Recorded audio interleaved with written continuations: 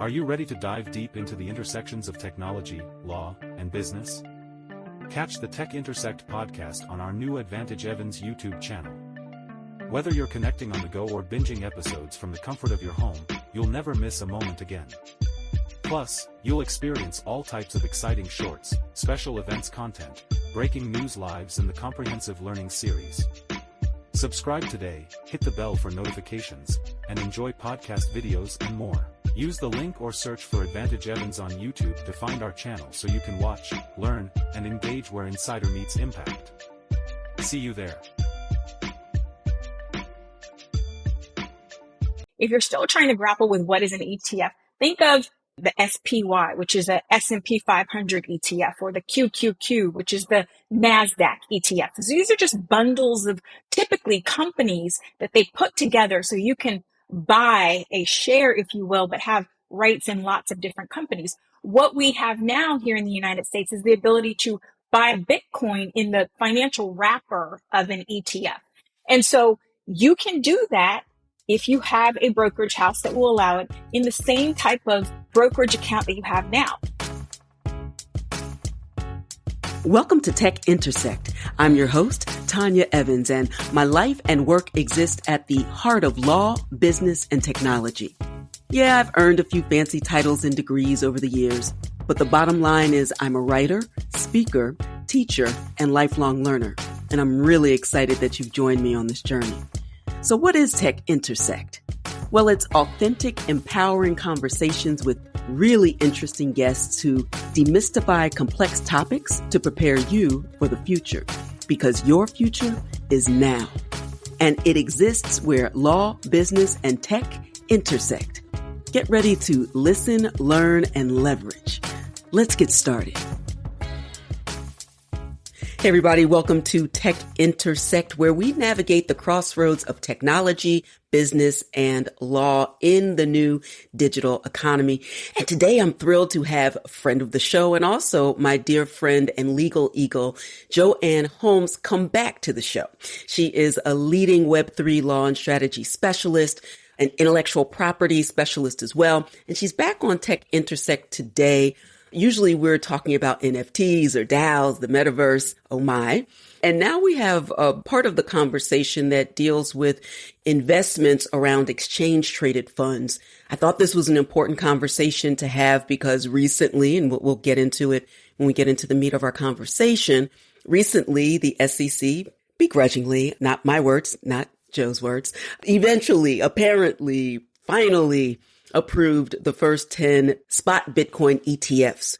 I want to unpack that, start to define some terms, and make this a more accessible conversation beyond Wall Street and the technoverse. And I could think of no better person to have this conversation with than Joe. So we will talk about all of that and more in a moment. But first, JoAnn Holmes, welcome. Thank you, my friend. It is an honor and a privilege to be with you, as it is every time. Awesome. Let's kind of set the stage here. Bitcoin, folks, as hopefully many of you know by now, is a type of digital asset that can be used both as a currency, but also a store of value. It's actually taxed as a capital asset. So it has these unique characteristics above and beyond currency. And I think sometimes people get thrown off by the misnomer a bit of cryptocurrency, given that it's programmable and has so many other attributes. And we'll also be talking about exchange traded funds, or ETFs, which is a type of investment fund that tracks the price of an underlying asset or an index, for example. And these ETFs are traded on the stock exchange. Combining these two, which is what has recently happened, this Bitcoin exchange traded fund now allows investors to have exposure to Bitcoin because the ETF closely tracks the price of Bitcoin without the complexities of self-custody and owning directly. That's the kind of the best way that I can summarize this. Joe, before we kind of delve into Bitcoin ETF, maybe just to get your thoughts on where we are now. We will take a step back, but let's start where we are now and take a moment to just understand and appreciate what has just happened with the approval of the first Bitcoin ETFs? Well, thank you. That was a great overview of what's new in regard to the opportunity for ETFs. And I think we should be mindful, because Web3 and digital assets are global first, to say that it's new here in the United States. In many other countries around the world, the opportunity to be able to buy and sell ETFs for spot Bitcoin have existed for some time.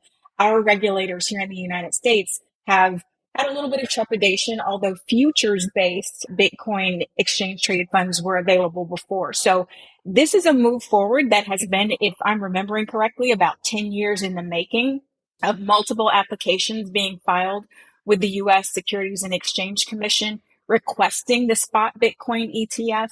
While the audience is very familiar with your disclaimers, none of this is legal or financial advice. But what this creates for those in the United States is a new, unique opportunity to be able to participate in the valuation of Bitcoin, and have that more closely tied to the actual live trading value. So one of the points of distinction, and one of the things that I think people will need to consider, is if you want to have, and we're going to stick to Bitcoin because, of course, there are over 10,000 cryptocurrencies and other types of digital assets that one could hold in a portfolio, a wealth portfolio.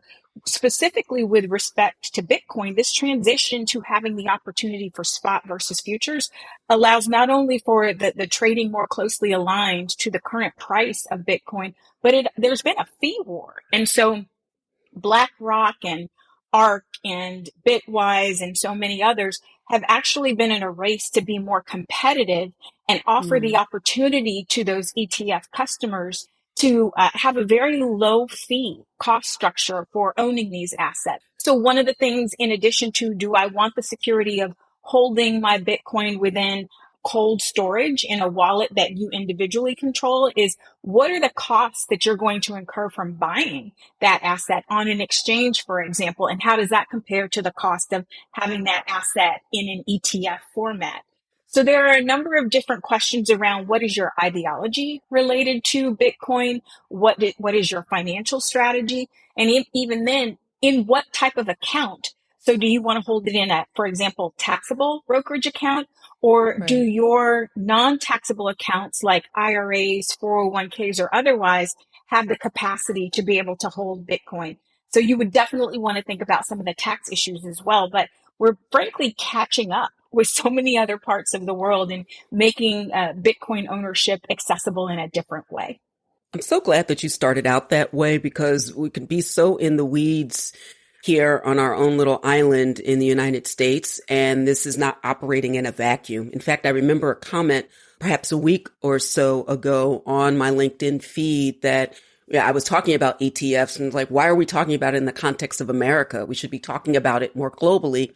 Isn't this a global economy and a global currency? And I had to say, bullseye, spot on.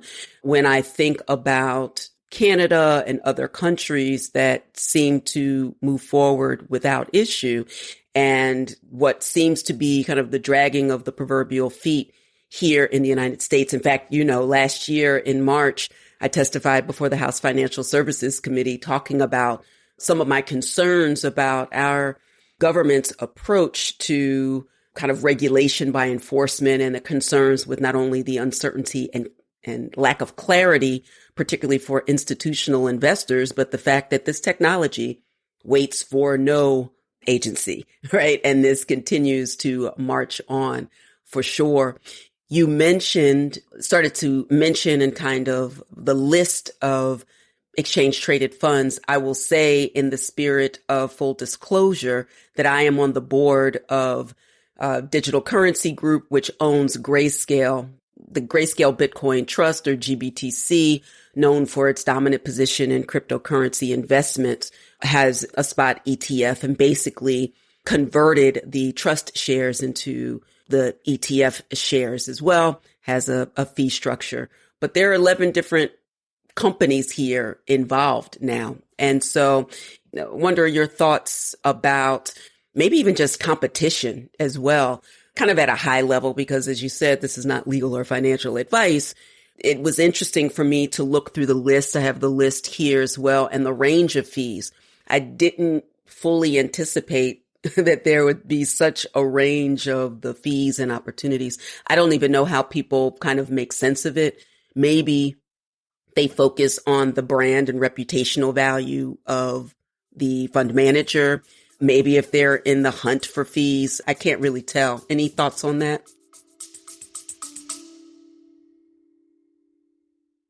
You love listening to podcasts, but have you ever thought about starting your own podcast? Maybe you want to build a brand, grow your business, or are looking for an excuse to talk about your favorite hobby. Whatever your reason for making a podcast, Buzzsprout is the place to start. Since 2009, Buzzsprout has helped over 300,000 people launch their own podcasts. Buzzsprout walks you step by step through the whole process and will give you powerful tools to start, grow, and monetize your podcast. Ready to get started? Click the link in the show notes to get our free step-by-step guide to starting your podcast today. So I think an important opportunity that has unlocked is the ability for RIAs or registered investment advisors to be able to both offer and frankly be able to take a commission structure from advising their clients around bringing these products into a portfolio. So the reality is that you and I are speaking in a way and in a language in a community to which we're very accustomed. Many of those in the larger financial services or the traditional Wall Street perspective are still getting up to speed that these ETFs are even available. And quite frankly, they might be frightened at what's happened to the price of Bitcoin since the ETFs were made available earlier this month. So when we're talking about what kinds of considerations there might be or the competition, here in the United States, we're generally fans of competition when it serves a consumer and creates an efficient market for financial products.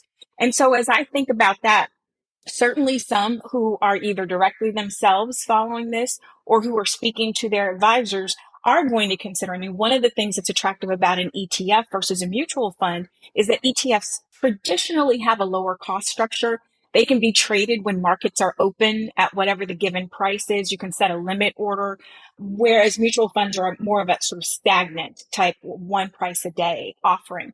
So if you are sensitive to fees and the ability to trade in or out of a product or buy it at a particular price, then the ETF is going to be more attractive. One step beyond that, again, is looking at what are the fee structures. So some have established a fee structure that is not going to change. Others have said for the first $1 or $5 billion, we're going to have a lower fee structure, and then we're going to move to our longer term fee structure. Many of them are offering their products, at least initially, at a zero fee rate. And so that is certainly something that some are going to consider. Then others, we're trademark lawyers. Others are just going to look at the brand and they're going to say, you know what? I already own some of BlackRock's iShares. I already, own some of Kathy Wood's ARK ETFs. I know Bitwise is in the Web3 community and that, I trust them for this. Others are going to say, you know what? I've had Fidelity my entire life. I know and trust Fidelity. Others are going to look at GBTC and say, this has been around for longer. And so It feels more established. Within the financial community, I've also heard conversation about keeping tight bid-ask spreads. And so, and then also the reality of being able to do some of the behind the scenes things that make for efficient settlement. Chair Gensler and the SEC made a decision that these are going to settle not in kind. And so there's an exchange of money versus actual Bitcoin that's happening on the back end. So there are a number of different issues that are going into the fine points of distinction that are being made by the different ETF offers. But if we were speaking to someone who does not focus their time in this space, I would say, look at the fee structures, talk to your financial advisor, and probably lean a little bit more into how does this fit into your larger asset and portfolio allocation, as opposed to getting into the weeds, because most of the products are going to have competitive pricing. Yeah, that's really important. And I'm glad that you also mentioned, I guess the cash-based model for the creation and the redemption of shares, right? That's why I started with the caveat that this is not Satoshi's wildest dream of, but I think that there are so many people for a number of reasons, either when you talk about, kind of like what their risk assessment or tolerance might be, their desire in a de-risk capacity to have some exposure to this emerging asset class while they're still trying to figure it out. They don't want to miss out. So there's certainly some FOMO around it, but also an appreciation that Bitcoin's been around since January 3rd, 2009, but who's counting and is still here. You have this historical data that is better than many other things. And some of the other interesting points when I think about exchange traded funds for commodities like gold or silver, and at least initially, let's see how it shakes out in the next 3 to 6 months and year.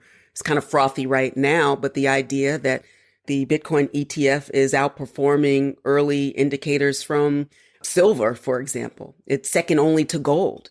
And so this is the area where money managers, financial advisors, CPAs, lawyers, we don't have the luxury of playing the head in the sand game and going off of, headlines and FUD, which stands for fear, uncertainty, and doubt in our little bubble. And that's not just regular fear, regular uncertainty, and regular doubt, but oftentimes injected into the ecosystem to scare enough people away.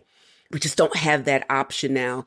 Clients, students, assigning partners, right? They all have questions about this, and you have to stay ahead of the curve in terms of your education as you start to prepare to pivot and really kind of future-proof your practice.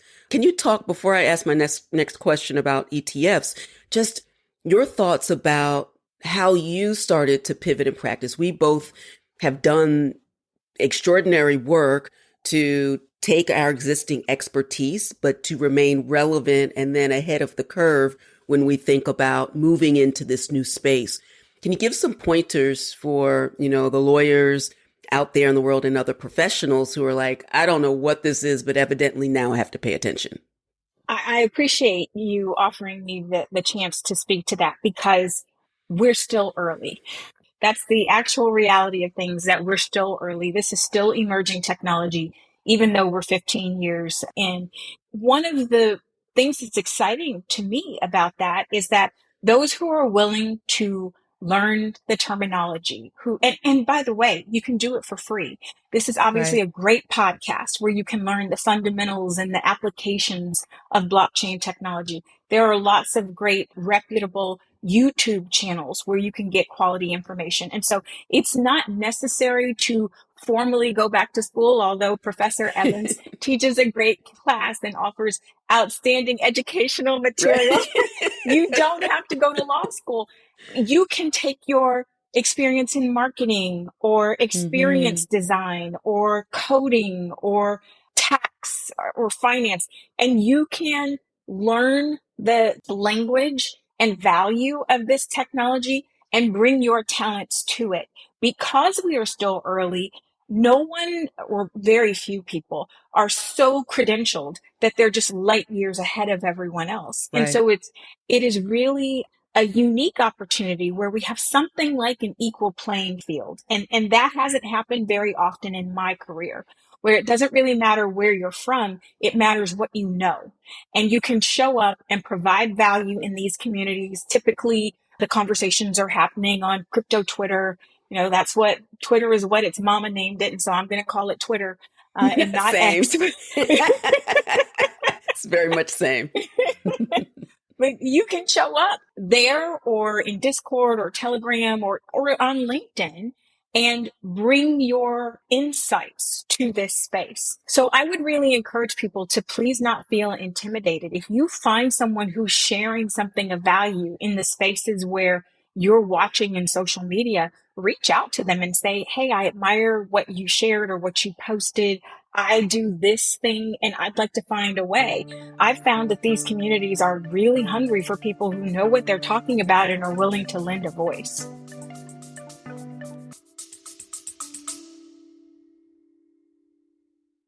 If you're an engineer or a scientist, you love Formula One, you love cycling, you love learning about how new technologies are changing the world around us, then I thought you may want to listen into my new podcast, the Neil Ashton Podcast. We talk to leading engineers and scientists from around the world, hear about their life stories, hear about new technologies, and hopefully educate you and give you a better sense of how key things like machine learning, artificial intelligence, supercomputing are changing the world around us. If that sounds like it's something you might like, you should come and have a listen.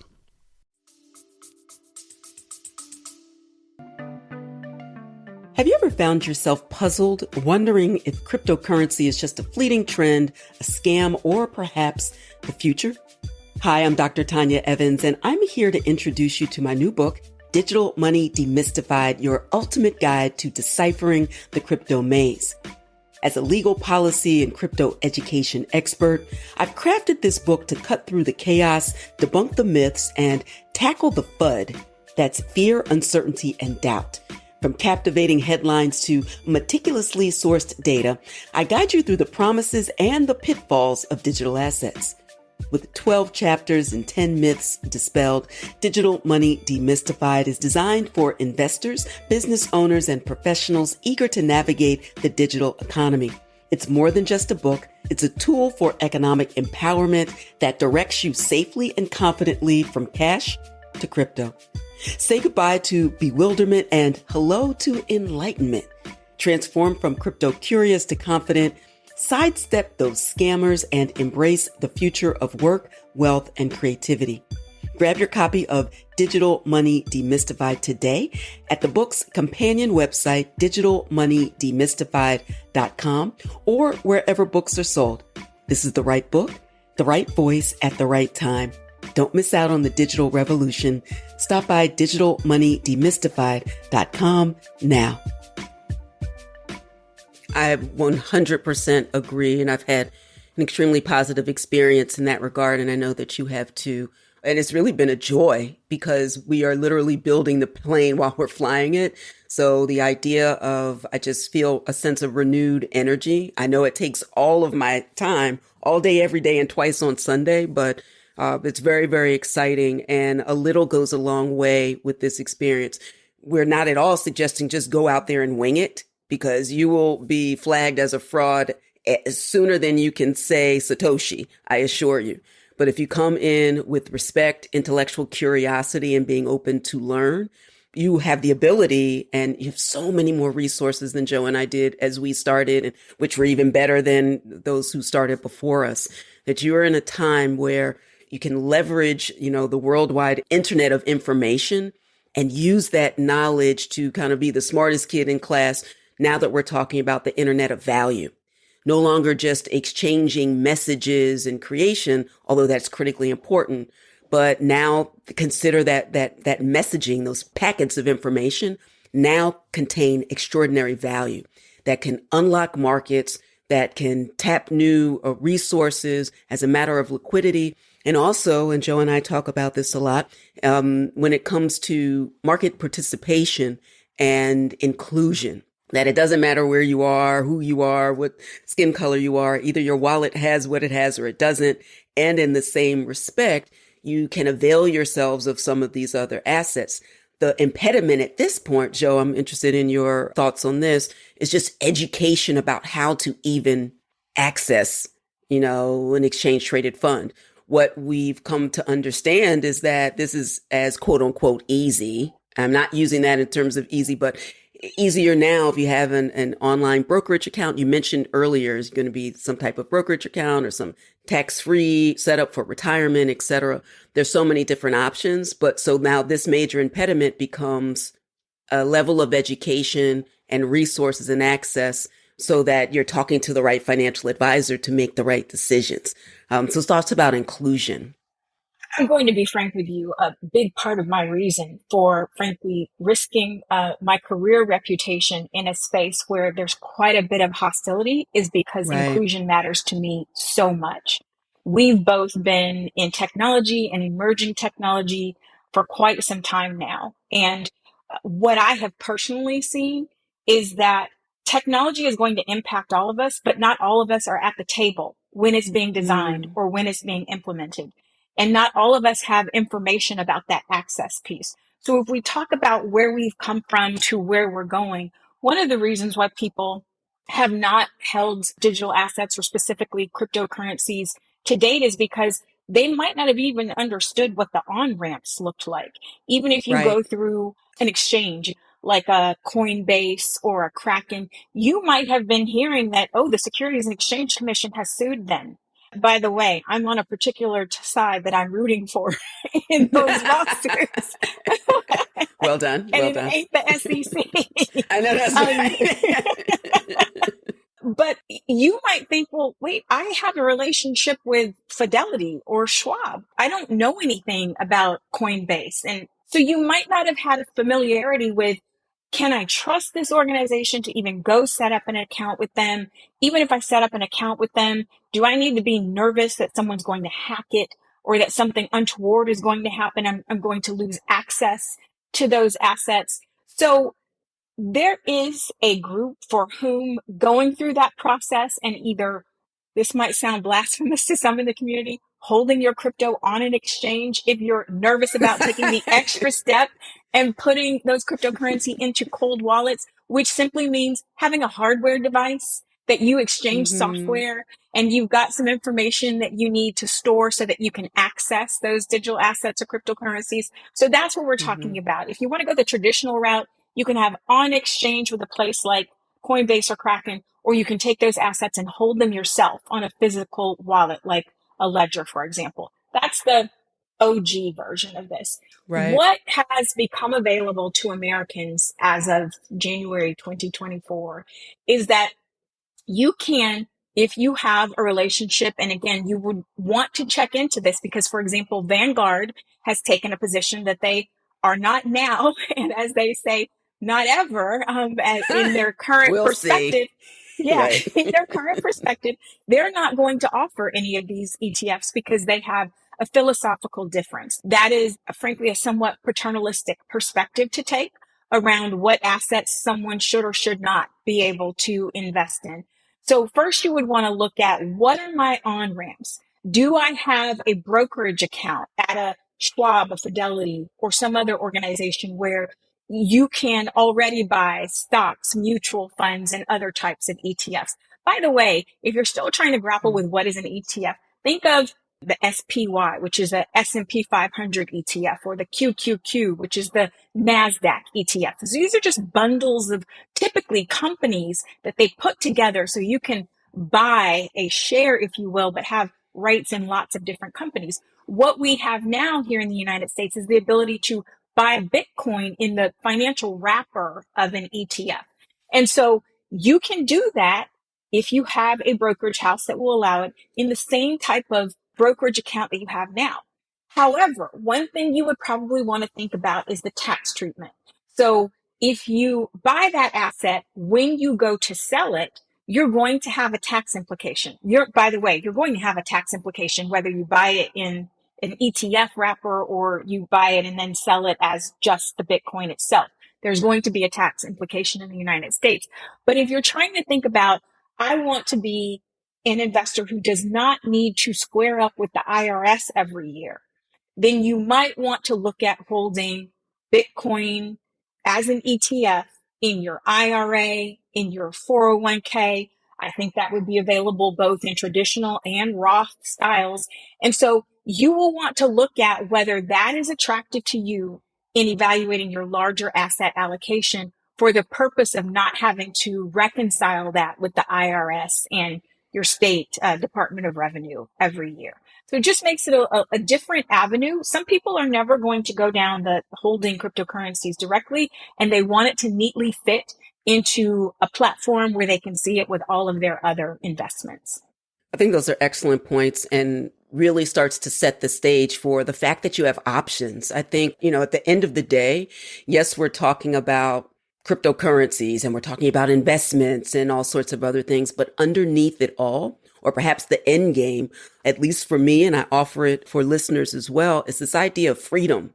Freedom comes with options. Freedom comes with information. Fear is not an investment strategy. Either the fear of getting in, which I'm now calling fogey, because I don't know how to properly pronounce FOGI, so it's fogey, and FOMO, with which we're all familiar, fear of missing out. Both, I love the word, contained in a wrapper of fear. That is not an investment strategy. the fear of missing out versus the fear of getting in. And so pushing past that, we fear what we don't understand, quite frankly. And so the idea of even talking through this, in fact, let's go through some kind of bullet points or takeaways from just understanding ETFs at the basic level. Jo, you've done an extraordinary job to just, a lot of times people need by analogy or things with which they're already familiar.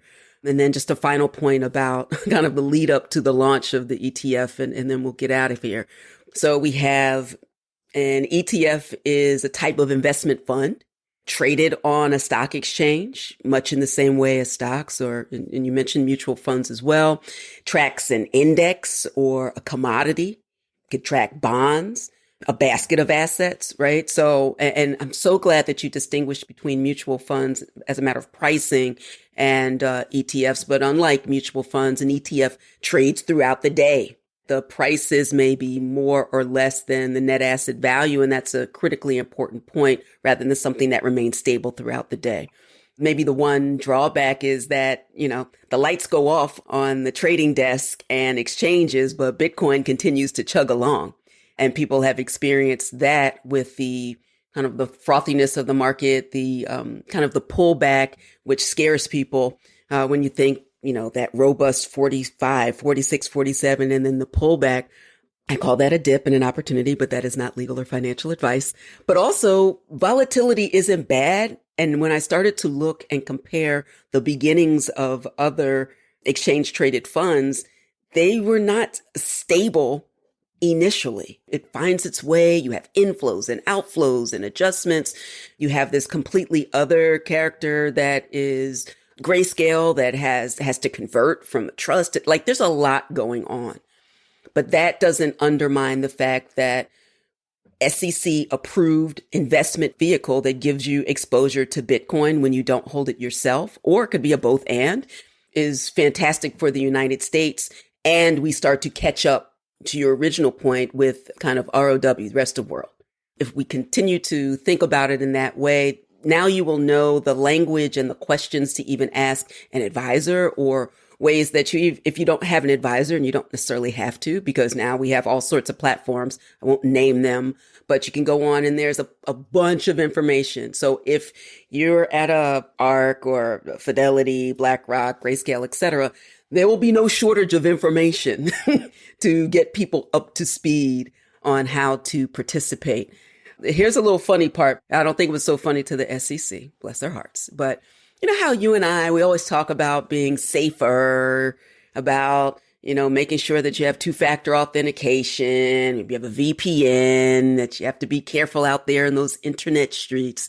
So we had this little thing of the Twitter account of the SEC being compromised. Evidently, we're not calling it a hack because they were SIM swapped and something and a partridge in a pear tree. And so an announcement that we all anticipated came out on a day that it wasn't supposed to, because someone got a hold or SIM swapped that device and actually started tweeting out some things. Your thoughts on that, counselor? Oh boy. I feel the spirit of my grandmother telling me to hush right now. But you're like, uh-oh, is this thing on? Is this thing on? I think the most prudent response to that would be to reinforce what you do all the time. What we do all the time is just to understand that, first of all, for your own personal safety, you need to understand, check and double check that you have appropriate security measures in place. And then also to be careful with information in this space that is coming from an authentic source, and maybe pause for a moment and double check from another trusted source. So one of the things that when people ask me questions about this space that I also say is, I will share with you trusted resources, right? You should not take my word alone for anything. Anything that I share with you should be backed up with other trusted resources. And certainly when information is being communicated through social media, that is all the more the case. I think people had good reason to have some pause and expect that they could trust the account, the social media account of the Securities and Exchange Commission.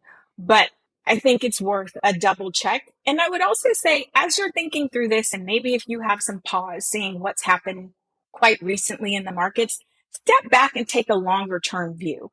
If you're going to be an investor, it's important to know that markets, not just commodities markets, not just markets related to emerging technology, markets at large are going to have ebbs and flows. Any investor should be aware of the reasons why they're making an investment of their hard-earned money.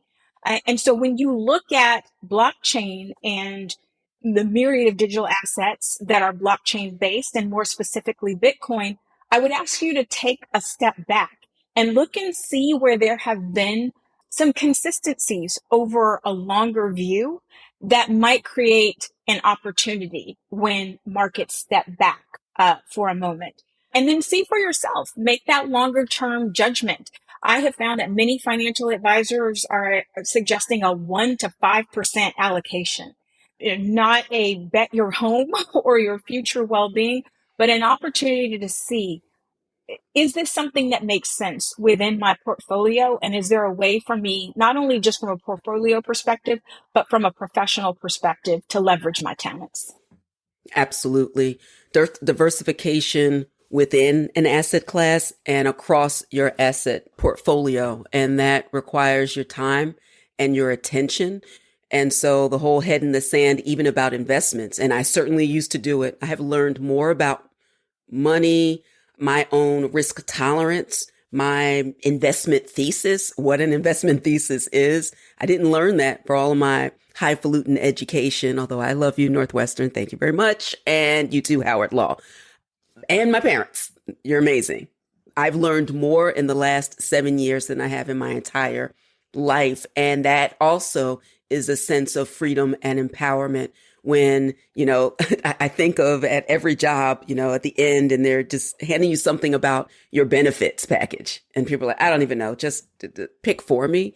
Let's even pause there and be more reflective, because the only way that we're going to have options is that we really lean in, educate ourselves. And then, of course, Joe and I are experts and professionals in a particular area. We do not want you to be your own lawyer, but that doesn't mean you wouldn't learn the questions and the things that you want so that we would serve you, not the other way around. And so keep that in mind when you are thinking about finances as well. And in all seriousness, about two-factor authentication, VPNs, if you don't know any of these terms, definitely look them up and check your sources, the quality of your source and the quantity of sources, as Joe has said. We do this all the time as lawyers and academics in my case as well. And we offer that to you. You can do this, I promise you. And it starts with the first step of, obviously, thank you for listening to this episode. We will drop some resources and some links so that you will have a variety and diversity of resources and sources to begin your journey or to continue your journey, either as an investor or a professional, particularly those professionals where investors, governments, businesses will be turning to you and relying on you for advice. So now we think of ethical obligations. I just talked about this with my class, that part of competence to practice law, for example, requires technological competence, not just to turn on Zoom and make sure that you're not on mute, but also what are the technological and innovative advancements that are impacting your clients, your business, and your future. And so we hope that this episode serves you well in that capacity, to be sure. And Joe, I leave you with final comments of any takeaways or information that you want to leave with folks, including how to get more information about you and your work. Well, thank you for that. My final takeaway would be reiterating, you belong here. Whatever your talents are, this is a global technology that will impact us all, and we need a broad diversity of inclusive voices speaking up and joining into this conversation. So I applaud anyone who makes that effort to join in and understand better through great resources like Tech Intersect and Digital Money Demystified and others.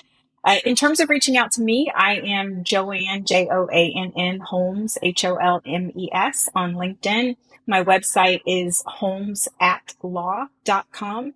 And I am that geek. I am that nerd who really loves blockchain technology, loves monetizing IP and working with business professionals in this space to advance it and show its value. So again, thank you for the opportunity to be with you and serve your audience, Tanya. It's always a pleasure. Thank you so much. I appreciate you.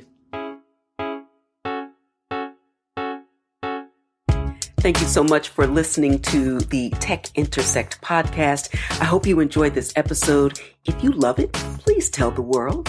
If not, go ahead and tell me. And in either case, drop a comment or ping me on social media at IPProfEvans with the hashtag TechIntersect. And finally, a quick reminder on digital safety. There are a lot of scammers out there impersonating me and others, and I need your help. Now hear this, and remember, I will never slide into your DMs to say peace and blessings or hey, and I will never reach out to solicit your time or your money on social media like ever. I'm not a trader. I am an educator and an attorney licensed in 4 states. Thank you very much. I'm here to inform, inspire, and empower. No cap and definitely no Forex. So be careful, make good choices, and remember, I developed an entire free masterclass about the topic of digital safety in the crypto space. So check out secureyourcryptobag.com for more information. That's secureyourcryptobag.com. All right, that's all for this episode. Until next time, continue to shine.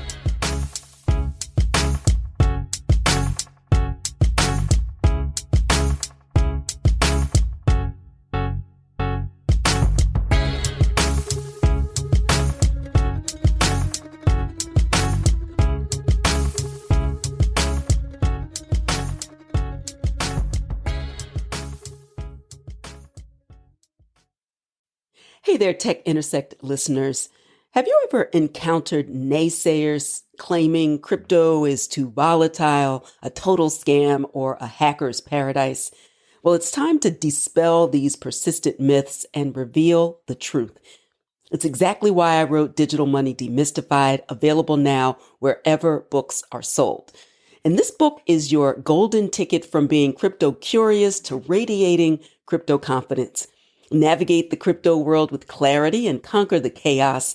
Get your copy today to learn about my journey, separate fact from fiction, and maybe even embark on a transformative journey yourself. Don't stop there. Enhance your learning experience exponentially. Join the DMD Insiders Membership Club. It's a gateway to premier coaching, engaging community, and unparalleled content that complements the insights in the book.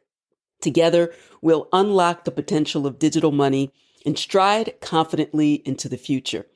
Visit digitalmoneydemystified.com, grab your guide to the crypto universe, and become an esteemed member of our Insiders Club. Let's decode the digital dollar and invest in your crypto-savvy future right now.